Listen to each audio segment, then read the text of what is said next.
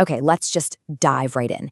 If you've spent any time at all in the wellness world, you've heard this a million times. You should make a gratitude list, right? But for a lot of us, it doesn't really work. Sometimes it just feels like another thing on the to-do list, another chore. So today, we're going to dig into why that happens and look at a couple of really powerful alternatives that actually feel good. I mean, let's be real. Have you ever sat down to write your gratitudes and it just feels forced? Like you're just going through the motions? Well, guess what? You're definitely not alone. It's a super common experience. And wow, this quote it hits the nail on the head, right? Imagine trying to list over 100 things you're grateful for, putting in all that effort, and at the end, feeling nothing. It just feels pointless. So if that traditional method hits a wall, what are we supposed to do instead? All right, so let's jump into our first technique. This one is all about going deeper. It's about moving past a simple surface level statement to really feel the true value behind something. To really get this, let's use an example I think we can all relate to. A phone bill. Let's say it's for $112. It's the kind of bill that shows up and nobody's happy to pay it, which honestly makes it the perfect test case for this. And see, this is exactly where the old way falls flat, forcing yourself to say, oh, thank you for the money to pay this bill. It doesn't actually get rid of that resentment you feel about the bill itself. In fact, sometimes that forced gratitude can actually make you feel even worse. So the big idea here is this. We got to shift our focus. Instead of just kind of nodding at the thing we're supposed to be thankful for, we need to connect with what it actually does for us, the real, true value it brings into our lives. And what's so cool is that the method itself is super simple. You start with what you're thankful for, but then you add one little magic word, because. That word is everything. It's the pivot. It forces you to get specific and actually list out what that thing makes possible. So, when we apply this to that dreaded phone bill, suddenly everything changes. It's not just a bill anymore. My phone is my travel agent that gets me where I need to go. It's my connection to the people I love most. It's my videographer, my instant encyclopedia, my go-to entertainment.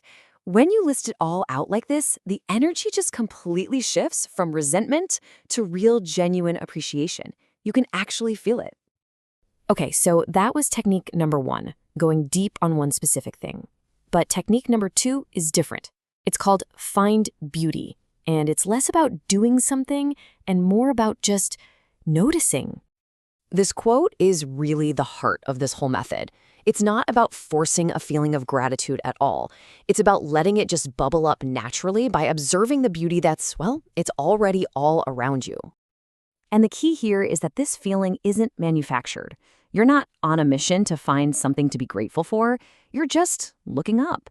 Looking up and around, away from your screens, and just letting your environment fill you with that sense of awe and appreciation. And beauty can be literally anything, right? It could be the way the tops of the trees look against a cloudy sky, or the pure, ridiculous joy of a dog playing in a park, or a beautiful garden. For you, maybe it's fashion, or cityscapes, or just watching people. The point is to just drink it in. So, we've got these 2 really cool techniques. Go deeper and find beauty. But why? Why does any of this actually matter? What's the bigger picture here, beyond just feeling a little better for a moment? I mean, our world is just constantly pulling at our attention. There's so much compression, so much information overload, and frankly, a lot of fear being broadcasted as pretty much 24/7. And you can really see the 2 different states of being here, can't you? All that noise from the outside world, it pushes us into this state of compression and scarcity, that constant feeling of, I don't have enough.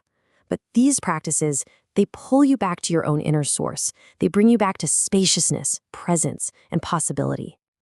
And this is the real danger of living in that noise all the time.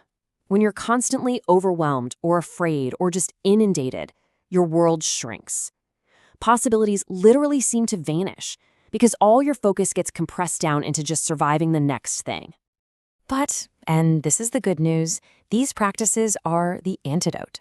They bring you back into this moment, back to yourself, and back to that feeling of wholeness where new ideas can actually grow, where infinite possibility starts to open back up again.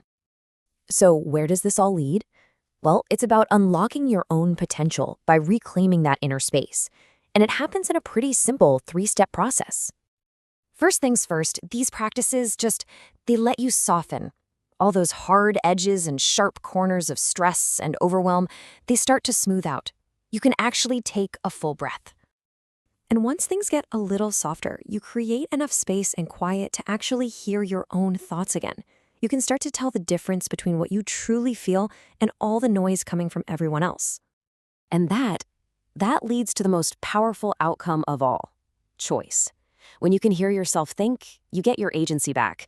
You realize you have a little more choice in how you respond, and then a little more and a little more. You're no longer just reacting to the world around you.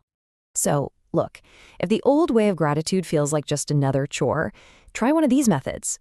Go deeper on something that bugs you, or just look up for a minute and find some beauty. Because when you do that, you're not just checking a box on your wellness list, you're opening a door. And the real question is, what possibility could that unlock for you?